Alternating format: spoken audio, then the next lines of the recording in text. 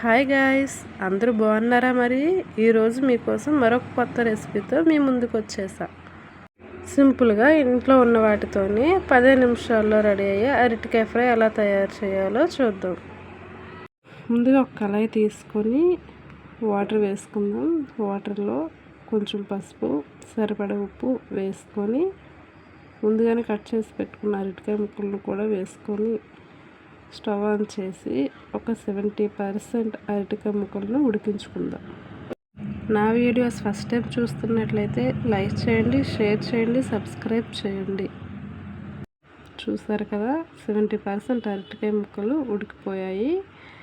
ఇప్పుడు stove off చేసి అరటికాయ ముక్కలను నీరు లేకుండా వడపెట్టుకొని పక్కన ఉంచుకుందాం. ఇప్పుడు స్టవ్ ఆన్ చేసి కళాయి పెట్టుకొని సరిపడా ఆయిల్ వేసుకుందాం.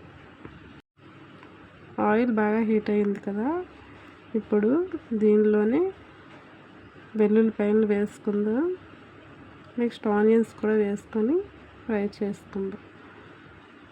ఈ వీడియో నచ్చినట్లయితే లైక్ చేయండి, కామెంట్ చేయండి. మీకు ఏ టైప్ ఆఫ్ వీడియోస్ కావాలో కూడా కామెంట్ చేయండి. ఉల్లిపాయలు కూడా బాగా ఫ్రై అయ్యాయి కదా, ఇప్పుడు దీనిలో ఎండుమిర్చి, కరివేపాకు కూడా వేసుకొని ఫ్రై చేసుకుందాం.